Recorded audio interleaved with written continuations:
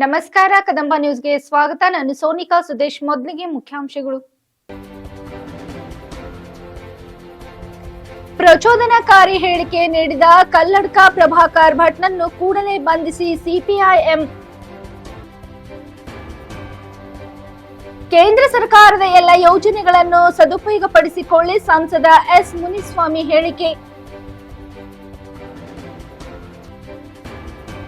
ಜನವರಿ 9ರಂದು ಮೇಘಾ ಉಚಿತ ತಪಾಸಣೆ ಶಿಬಿರ, ಸಿಇಒ ಕಾಮೇಶ್ವರ ರಾವ್. ಬೀದರ್ನಲ್ಲಿ ಚಾಲಕನ ನಿಷ್ಕಾಳಜಿತನದಿಂದ 2 ವರ್ಷದ ಮಗು ಮರಣ. ಸುದ್ದಿಯ ವಿವರಗಳು. ಕಳೆದೆರಡು ದಿನಗಳ ಹಿಂದೆ ಶ್ರೀರಂಗಪಟ್ಟಣದಲ್ಲಿ ಒಂದು ಸಮಾವೇಶವನ್ನು ಉದ್ದೇಶಿಸಿ ಮುಸ್ಲಿಂ ಮಹಿಳೆಯರನ್ನು ಅವಹೇಳನಕಾರಿಯಾಗಿ ನಿಂದಿಸಿ ಕೋಮು ಪ್ರಚೋದಕ ಹೇಳಿಕೆ ನೀಡಿರುವ ಬಿಜೆಪಿ ಮುಖಂಡ ಕಲ್ಲಡ್ಕ ಪ್ರಭಾಕರ್ ಭಟ್ಟರನ್ನು ಈ ಕೂಡಲೇ ಬಂಧಿಸಿ ಅವರ ಮೇಲೆ ಕಾನೂನಿನ ಕ್ರಮ ಕೈಗೊಳ್ಳುವಂತೆ ಸಿಪಿಐಎಂ ರಾಜ್ಯ ಸರ್ಕಾರವನ್ನು ಬಲವಾಗಿ ಒತ್ತಾಯಿಸಿತು.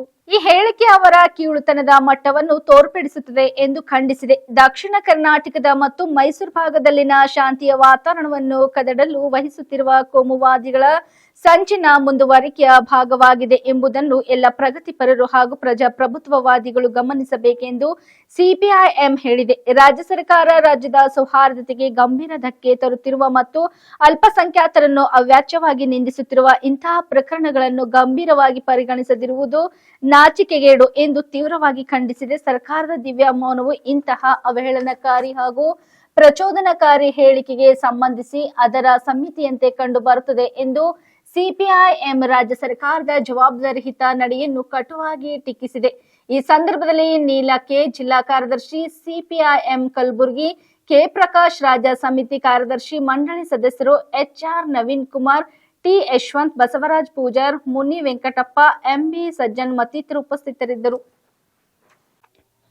ವಿಕಸಿತ ಭಾರತ ಸಂಕಲ್ಪ ಯಾತ್ರೆ ಕಾರ್ಯಕ್ರಮವನ್ನು ಕೋಲಾರ ಜಿಲ್ಲೆಯ ಶ್ರೀನಿವಾಸಪುರ ತಾಲೂಕಿನ ರಾಯಲಿಪಾಡು ಗ್ರಾಮದಲ್ಲಿ ಆಯೋಜಿಸಲಾಗಿತ್ತು. ಕೋಲಾರ ಸಂಸದ ಎಸ್ ಮುನಿಸ್ವಾಮಿ ಉದ್ಘಾಟಿಸಿ ಮಾತನಾಡಿ, ಕೇಂದ್ರ ಸರ್ಕಾರದ ಯೋಜನೆಗಳು ಗ್ರಾಮೀಣ ಭಾಗದ ಎಲ್ಲ ಜನರಿಗೂ ತಲುಪಬೇಕು ಎಂಬ ನಿಟ್ಟಿನಲ್ಲಿ ಕೇಂದ್ರ ಸರ್ಕಾರದಿಂದ ವಿಕಸಿತ ಭಾರತ ಎಂಬ ಕಾರ್ಯಕ್ರಮವನ್ನು ಆಯೋಜಿಸಲಾಗಿ ಪ್ರತಿ ಗ್ರಾಮ ಪಂಚಾಯಿತಿಗಳಲ್ಲಿ ಕಾರ್ಯಕ್ರಮಗಳನ್ನು ಆಯೋಜಿಸಲಾಗುತ್ತಿದ್ದು, ಕೇಂದ್ರ ಸರ್ಕಾರದ ಯೋಜನೆಗಳನ್ನು ತಾಲೂಕು ಆಡಳಿತದ ಎಲ್ಲ ಇಲಾಖೆ ಅಧಿಕಾರಿಗಳು ತಮ್ಮ ಇಲಾಖೆಗಳಿಂದ ಬರುವಂತಹ ಎಲ್ಲ ಯೋಜನೆಗಳ ಕುರಿತು ಮಾಹಿತಿ ನೀಡುತ್ತಾರೆ.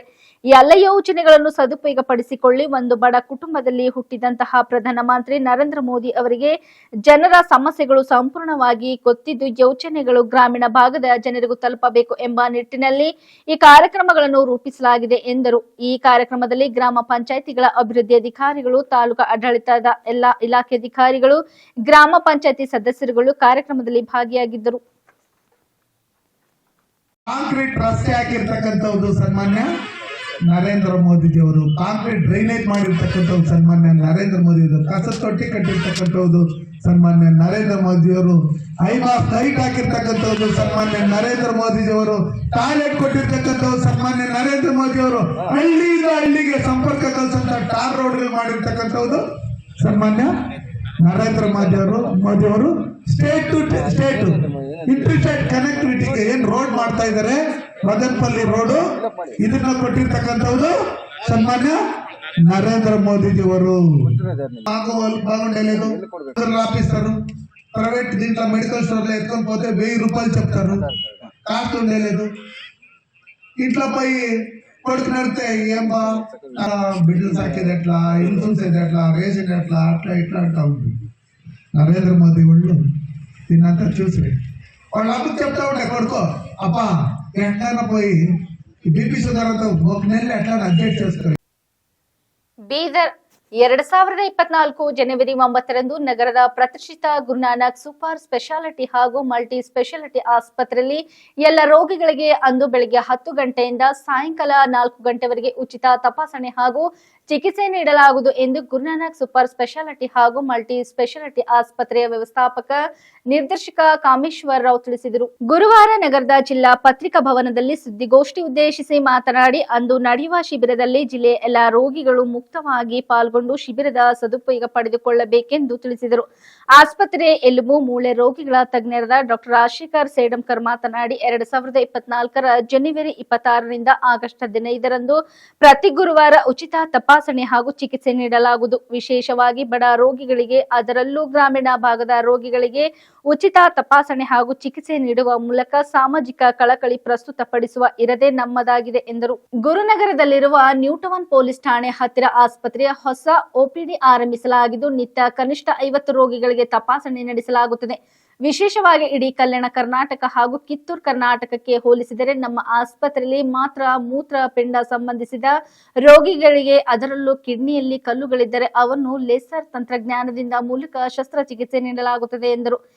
ಯೂರಾಲಜಿ ತಜ್ಞರಾದ doctor Lingaraj Kadadi, neuro surgeon doctor Vinod Khedagi, ಸಾಮಾನ್ಯ ರೋಗ ತಜ್ಞರಾದ ಡಾಕ್ಟರ್ ಮದನ್ ವೈಜನಾಥ್ ಹಾಗೂ ನಿತಿನ್ ಮಲ್ಸೂರೆ, ಮಕ್ಕಳ ರೋಗ ತಜ್ಞರಾದ ಡಾಕ್ಟರ್ ಶೇಖ್ ಸೈಫುದ್ದೀನ್, ಚರ್ಮ ರೋಗ ತಜ್ಞರಾದ ಡಾಕ್ಟರ್ ಫಾತಿಮಾ ಚಂದ ಪತ್ರಿಕಾಗೋಷ್ಠಿಯಲ್ಲಿದ್ದರು. ಬೀದರ್ ಪಟ್ಟಣದ ಗುರುಪಾದಪ್ಪ ನಾಗರಂಪಳ್ಳಿ ಆಸ್ಪತ್ರೆ ಅಕ್ಕಮಹಾದೇವಿ ಕಾಲೋನಿಯಲ್ಲಿ ಒಂದು ದುರ್ಘಟನೆ ಸಂಭವಿಸಿದ್ದು, ಚಾಲಕನ ನಿಷ್ಕಾಳಜಿತನದಿಂದ 2 ವರ್ಷ 10 ತಿಂಗಳ ಅಮಾಯಕ ಕಂದಮ್ಮ ಪ್ರಾಣ ಕಳೆದುಕೊಂಡ ಹೃದಯ ವಿದ್ರಾವಕ ಘಟನೆ ನಡೆದಿದೆ. ಈ ಕುರಿತು ಸ್ಥಳದಿಂದ ಓಡಿ ಹೋಗಿದ್ದ ಚಾಲಕನನ್ನು ಬಂಧಿಸಿ ಕ್ರಮ ಕೈಗೊಳ್ಳಲಾಗಿದೆ. ತಮ್ಮ ತಪ್ಪಿನಿಂದ ಇನ್ನೊಬ್ಬರು ದುಃಖ ಅನುಭವಿಸುವುದು ಬೇಡ. ಆದುದರಿಂದ ನಾಗರಿಕರೇ ತಾವು ವಾಹನ ಚಲಾಯಿಸುವಾಗ ತಮ್ಮ ಅಕ್ಕಪಕ್ಕದಲ್ಲಿ ಯಾರಾದರೂ ಮಕ್ಕಳು ಓಡಾಡುತ್ತಿರುವುದನ್ನು ಗಮನಿಸಿ ಏಕಾಗ್ರತೆಯಿಂದ ವೇಗದ ಮಿತಿಯಲ್ಲಿ ತಮ್ಮ ವಾಹನ ಚಲಾಯಿಸಿ ತಮ್ಮ ಮತ್ತು ಇತರರ ಪ್ರಾಣ ರಕ್ಷಣೆ ಮಾಡಿ ಎಂದು ಬೀದರ್ ಜಿಲ್ಲಾ ಪೊಲೀಸರಿಂದ ಚಾಲಕರಲ್ಲಿ ಮನವಿ ಮಾಡಿದೆ.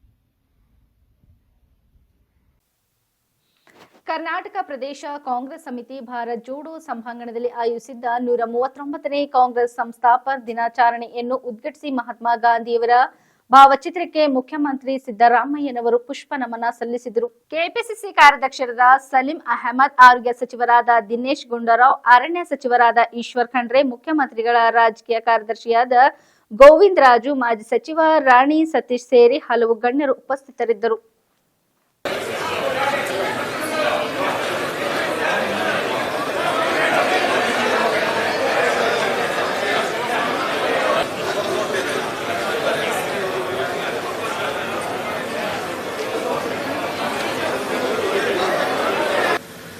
ಇವತ್ತು ಇಡೀ ದೇಶದಲ್ಲಿ ಕಾಂಗ್ರೆಸ್ ಪಕ್ಷದ ಸಂಸ್ಥಾಪನಾ ದಿನವನ್ನ ಕಾಂಗ್ರೆಸ್ ಕಾರ್ಯಕರ್ತರಾದಂತಹ ನಾವೆಲ್ಲರೂ ಕೂಡ ಮಲ್ಲಿಕಾರ್ಜುನ ಖರ್ಗೆ ಅವರ ಆದಿಯಾಗಿ ಆಚರಣೆಯನ್ನ ಮಾಡ್ತಾ ಇದ್ದೀವಿ.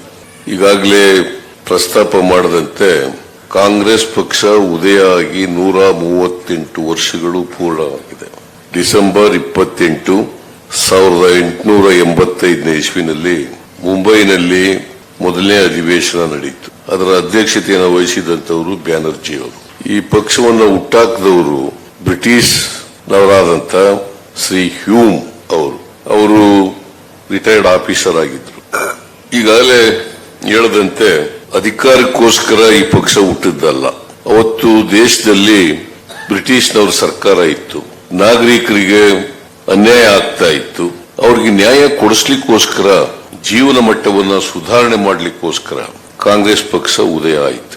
ಆಮೇಲೆ ತದನಂತರ ಈ ದೇಶಕ್ಕೆ ಸ್ವಾತಂತ್ರ್ಯ ಬೇಕು, ಬ್ರಿಟಿಷ್ನವರು ತೊಲಗಬೇಕು, ಅವರ ಕಪಿಮುಷ್ಟಿಯಿಂದ ಭಾರತ ಸ್ವತಂತ್ರವಾಗಬೇಕು ಅಂತೇಳಿ ಕಾಂಗ್ರೆಸ್ ಪಕ್ಷ ಸ್ವಾತಂತ್ರ್ಯಕ್ಕೋಸ್ಕರ ಹೋರಾಟವನ್ನ ಮಾಡಿತು.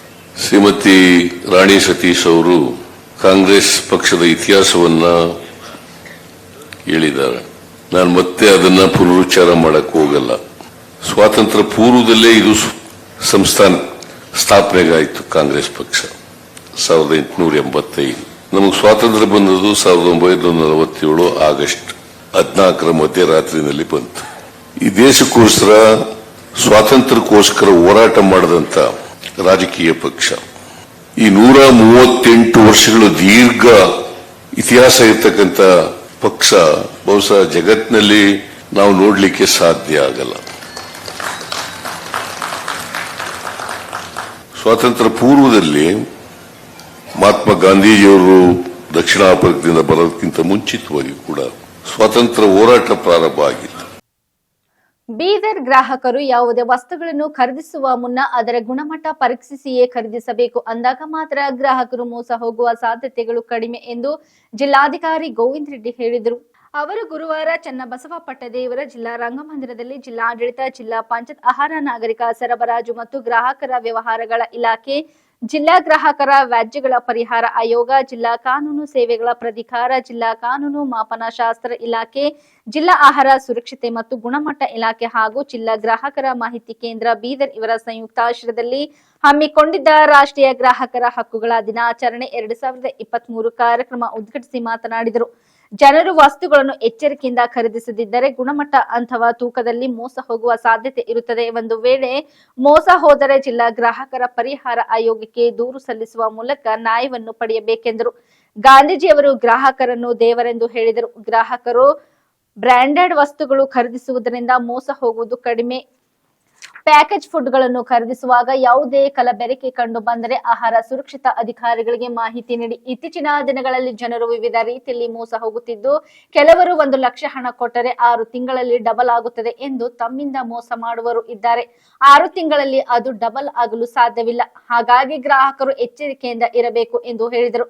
ಜಿಲ್ಲಾ ಪಂಚಾಯತ್ ಮುಖ್ಯ ಕಾರ್ಯನಿರ್ವಾಹಕಾಧಿಕಾರಿ ಡಾಕ್ಟರ್ ಗಿರೀಶ್ ದಿಲೀಪ್ ಬಡೋಲೆ ಅವರು ಮಾತನಾಡಿ, ಜಾಗೋ ಗ್ರಾಹಕ ಜಾಗೋ ಎನ್ನುವ ಜಾಹೀರಾತು ಎಲ್ಲರೂ ಕೇಳಿದ್ದೇವೆ. ಇದು ಹೆಚ್ಚು ಪ್ರಚಾರವಾಗಿತ್ತು.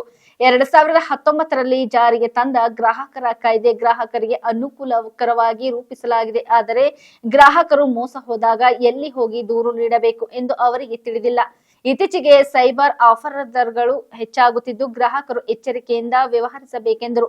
ಇದೇ ಸಂದರ್ಭದಲ್ಲಿ ರಾಷ್ಟ್ರೀಯ ಗ್ರಾಹಕರ ಹಕ್ಕುಗಳ ದಿನಾಚರಣೆ ಅಂಗವಾಗಿ ಶಾಲಾ ಮಕ್ಕಳಿಗೆ ಹಮ್ಮಿಕೊಂಡಿದ್ದ ವಿವಿಧ ಸ್ಪರ್ಧೆಗಳಲ್ಲಿ ವಿಜೇತರಾದ ಮಕ್ಕಳಿಗೆ ಬಹುಮಾನಗಳನ್ನು ವಿತರಿಸಲಾಯಿತು. ಈ ಕಾರ್ಯಕ್ರಮದಲ್ಲಿ ಜಿಲ್ಲಾ ಕೈಗಾರಿಕಾ ಕೇಂದ್ರದ ಜಂಟಿ ನಿರ್ದೇಶಕರಾದ ಸುರೇಶ್ ಮುನ್ನಳ್ಳಿ, ಜಿಲ್ಲಾ ಗ್ರಾಹಕರ ಮಾಹಿತಿ ಕೇಂದ್ರದ ಸಂಚಾಲಕರು ಹಾಗೂ ವಕೀಲರಾದ Basavaraj Pawar, chamber of commerce ಅಧ್ಯಕ್ಷರಾದ ಬಿಜಿ ಶೆಟ್ಕರ್, ಜಿಲ್ಲಾ ಗ್ರಾಹಕರ ರಕ್ಷಣಾ ಪರಿಷತ್ ಸದಸ್ಯರಾದ ಮಹೇಶ್ ಪಾಲಂ, ಲುಂಬಣಿ ಗೌತಮ್, ಜಿಲ್ಲಾ ವ್ಯವಸ್ಥಾಪಕರು ಕೆಎಫ್ಸಿಎಸ್ಸಿ ಬೀದರ್ ವಿನೋದ್, ಸಹಾಯಕ ನಿಯಂತ್ರಕರು ಕಾನೂನು ಮಾಪನಶಾಸ್ತ್ರದ ರಾಜು ಸೂರನ್, ಜಿಲ್ಲಾ ಗ್ರಾಹಕರ ವ್ಯಾಜ್ಯಗಳ ಪರಿಹಾರ ಆಯೋಗದ ಸಹಾಯಕ ರಿಜಿಸ್ಟ್ರಾರ್ ಸಿದ್ದಮ್ಮ ಹಂಗರ್ಗಿ, ಜಿಲ್ಲಾ ಅಂಕಿತಾಧಿಕಾರಿಗಳು, ಆಹಾರ ಸುರಕ್ಷತೆ ಮತ್ತು ಗುಣಮಟ್ಟ ಇಲಾಖೆ ಡಾಕ್ಟರ್ ಸಂತೋಷ್ ಕಾಳೆ, ಶಿಕ್ಷಣಾಧಿಕಾರಿ ಗುಂಡಪ್ಪ ಹುಡುಗಿ, ಬೀದರ್ ತಾಲೂಕಾ ಸಾಹಿತ್ಯ ಪರಿಷತ್ ಅಧ್ಯಕ್ಷರಾದ ಎಂಎಸ್ ಪಾಟೀಲ್ ಸೇರಿದಂತೆ ವಿವಿಧ ಶಾಲಾ ಕಾಲೇಜುಗಳ ವಿದ್ಯಾರ್ಥಿಗಳು ಹಾಗೂ ಶಿಕ್ಷಕರು ಭಾಗವಹಿಸಿದರು. ಬೀದರ್ ಕ್ರೈಸ್ತ ಸಮುದಾಯ ಅಭಿವೃದ್ಧಿಪಡಿಸುವ ನಿಟ್ಟಿನಲ್ಲಿ ರಾಜ್ಯದಲ್ಲಿಯೇ ಬೀದರ್ ಜಿಲ್ಲೆಗೆ 20 ಕೋಟಿ ಅನುದಾನ ಬಿಡುಗಡೆ ಮಾಡಲಾಗಿದೆ ಎಂದು ಮಾಜಿ ಸರ್ಕಾರಿ ಮುಖ್ಯ ಸಚೇತಕರು, ವಿಧಾನ ಪರಿಷತ್ ಹಾಗೂ ಕ್ರಿಶ್ಚಿಯನ್ನರ ಅಭಿವೃದ್ಧಿ ಸಮಿತಿ ಸದಸ್ಯರು ಹಮ್ಮಿಕೊಂಡಿರುವ ಕ್ರಿಶ್ಚಿಯನ್ ಅಭಿವೃದ್ಧಿ ಸಭೆಯನ್ನು ಉದ್ದೇಶಿಸಿ ಐವಾನ್ ಡಿಸೋಜಾ ಅವರು ಮಾತನಾಡಿದರು. ಅವರು ಗುರುವಾರ ನಗರದ ಚಿಕ್ಪೇಟ್ನಲ್ಲಿರುವ ಜಿಲ್ಲಾ ಅಲ್ಪಸಂಖ್ಯಾತ ಕಲ್ಯಾಣ ಇಲಾಖೆ ಮೌಲಾನಾ ಆಜಾದ್ ಭವನದಲ್ಲಿ ಅಲ್ಪಸಂಖ್ಯಾತರ ಅಭಿವೃದ್ಧಿ ಯೋಜನೆಗಳ ಕುರಿತು ಏರ್ಪಡಿಸಿದ್ದ ಪತ್ರಿಕಾಗೋಷ್ಠಿಯಲ್ಲಿ ಮಾತನಾಡಿದರು. ಬೀದರ್ ಜಿಲ್ಲೆಯಲ್ಲಿ ಚರ್ಚ್ ದುರಸ್ತಿ, ಆವರಣದ ದುರಸ್ತಿ, ಸ್ಮಶಾನ ಭೂಮಿ, ಕಾಂಪೌಂಡ್ ಗೋಡೆ ನಿರ್ಮಾಣ ಹಾಗೂ ಕ್ರಿಶ್ಚಿಯನ್ ಸಮುದಾಯ ಭವನದ ವಿವಿಧ ಕಡೆ ನಡೆದ ಕಾಮಗಾರಿಗಳನ್ನು ವೀಕ್ಷಿಸಿ ಮಾತನಾಡುತ್ತಾ, ಜಿಲ್ಲೆಯಲ್ಲಿ ನಡೆಯುತ್ತಿರುವ ವಿವಿಧ ಕಾಮಗಾರಿಗಳು ಮುಕ್ತಾಯ ಹಂತದಲ್ಲಿದ್ದು, ಬಾಕಿ ಉಳಿದ 2ನೇ ಮತ್ತು 3ನೇ ಕಂತಿನ ಬಾಕಿ ಹಣ ಫೆಬ್ರವರಿ ಒಳಗಡೆ ಶೀಘ್ರದಲ್ಲಿ ಬಿಡುಗಡೆ ಮಾಡಿ ಕಾಮಗಾರಿಗಳನ್ನು ತುರ್ತಾಗಿ ಮುಕ್ತಾಯಗೊಳಿಸಲಾಗುವುದು. ರಾಜ್ಯದಲ್ಲಿ ಕ್ರಿಶ್ಚಿಯನ್ ಸಮುದಾಯ ಅತಿ ಹಿಂದೆ ಉಳಿದಿದ್ದು, ಈಗಾಗಲೇ ತೆಲಂಗಾಣ, ಆಂಧ್ರ ಮಾದರಿಯಲ್ಲಿ 2% ಪ್ರತ್ಯೇಕವಾಗಿ ಮೀಸಲಾತಿ ಕಲ್ಪಿಸಿ ಶೈಕ್ಷಣಿಕವಾಗಿ ಮತ್ತು ಆರ್ಥಿಕವಾಗಿ ಮುಂದೆ ಬರಲು ಮೀಸಲಾತಿಯನ್ನು ಕಲ್ಪಿಸಲು ಸರ್ಕಾರಕ್ಕೆ ಮನವಿ ಸಲ್ಲಿಸಲಾಗುವುದು ಎಂದರು. ಸಭೆಯಲ್ಲಿ ಜಿಲ್ಲಾ ಅಲ್ಪಸಂಖ್ಯಾತರ ಕಲ್ಯಾಣ ಅಧಿಕಾರಿ ಅವಿನಾಶ್ ಸೇರಿದಂತೆ ಕ್ರಿಶ್ಚಿಯನ್ ಸಮುದಾಯದ ಮುಖಂಡರಾದ ಚಂದ್ರಕಾಂತ್ ತಿಪ್ಪಳಗಾಂವ್, ಜಾರ್ಜ್ ಫರ್ನಾಂಡಿಸ್ ಸೇರಿದಂತೆ ಸಮುದಾಯದ ಮುಖಂಡರು ಹಾಗೂ ಇನ್ನಿತರರು ಉಪಸ್ಥಿತರಿದ್ದರು. ಇಲ್ಲಿವರೆಗೆ ಸುದ್ದಿ ಕೊಟ್ಟಿದ್ದು ನಾನು ಸೋನಿಕಾ ಸುದೇಶ್. ಮುಂದಿನ ಸುದ್ದಿಯೊಂದಿಗೆ ಮತ್ತೆ ಭೇಟಿಯಾಗೋಣ. ವಂದನೆಗಳು.